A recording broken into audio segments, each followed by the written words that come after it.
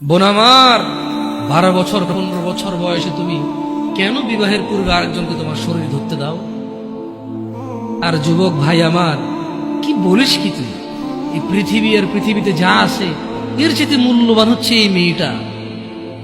তো এরকম মূল্যবান একটা জিনিস ওর ধরে ছুঁয়ে তুই ওকে ওর মূল্য কমিয়ে দিবি? এত বড় জুলুম ওর প্রতি তোর! তুই আল্লাহকে ভয় করিস না তাই বলে এতটা? কি বলিস তুই? তুই কি কারো গাড়ির গ্লাস ভাঙছিস জীবনে? না। কেন ওর লস হবে? তুই কি কোনোদিন কোনো মানুষকে ঘুষি দিছিস? না। কারণ তাহলে ও বেচারা কষ্ট পাবে।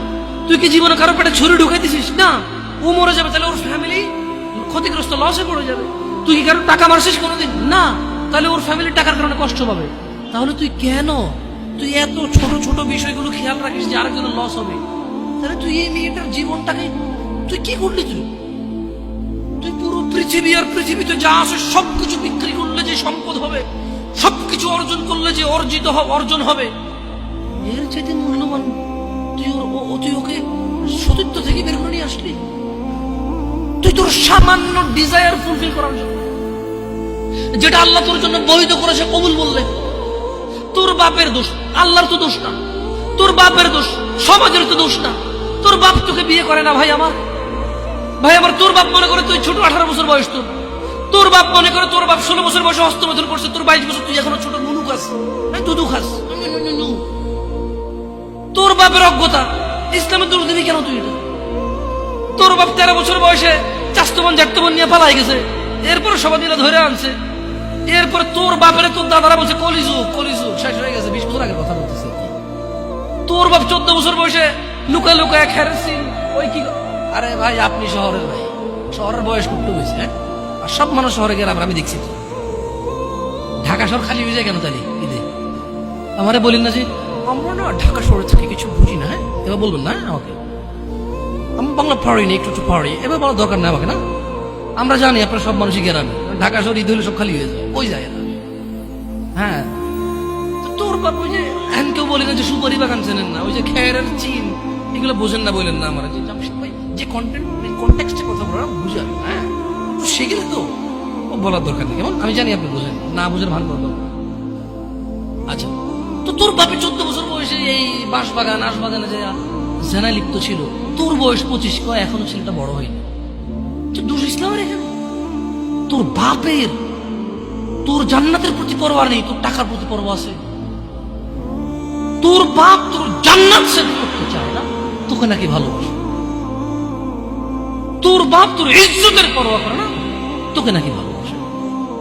তুই নাকি ভালো মানুষ, পৃথিবী আর পৃথিবীর সবচেয়ে সম্পদশালী জিনিসটাকে শুধু একটা এই মুখে মুখে চুমু দিয়ে একটা ওই যে এভাবে ছবি তুলেছিলেন। এভাবে এভাবে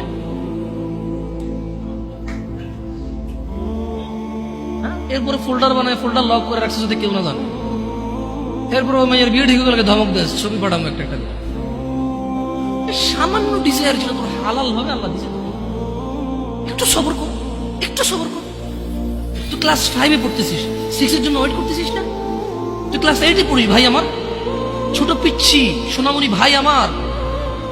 তোকে আমি আমার মাথায় রাখি, তুই বলছিস রাগ করিস না। তুই বললে আমি না অত তো সিনেমা নাটক দেখি না, তোরাই কষ্ট। তুই বললে আপন, তাই তোরা আপন করে বলতেছি। আবার কোস না হুজুরের ব্যবহার খারাপ। উনি তুই করে কেন বল, উনি এভাবে কেন কথা বলেন, নিজেকে কি মনে করে? না, তোরাই ডায়লগ দিস। আসলে তুই বললে আপন মনে, আমি এই জন্য ভাই তোরা আমার কিছু, তুই বললে আপন, আমি তো সৌদি আরব বড় হয়েছি, আমি তো দেশে বড় হইনি।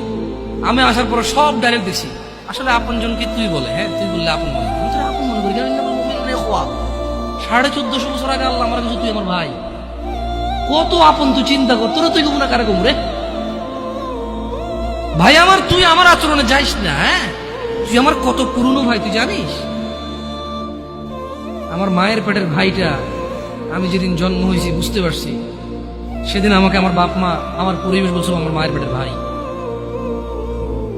কিন্তু অ্যাজ এ মুসলিম তুই আমার ভাই। 1450 বছর আগে এটা ঘোষণা হয়ে গেছে পৃথিবী।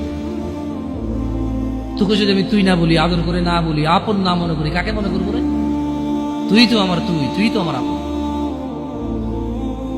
এমন করিস না ভাই আমার, তোর বয়স সবে সবে 14 বছর। একটু অপেক্ষা কর, একটু অপেক্ষা কর।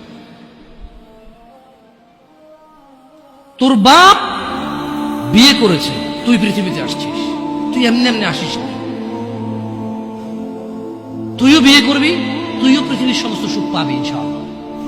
তোর ছেলে সন্তান এমনি এমনি আসবে না, তুইও আল্লাহর দেওয়া নিয়ামত উপভোগ করবি এবং আল্লাহর প্রশংসা করবি। অপেক্ষা কর ভাই আমার, অপেক্ষা কর।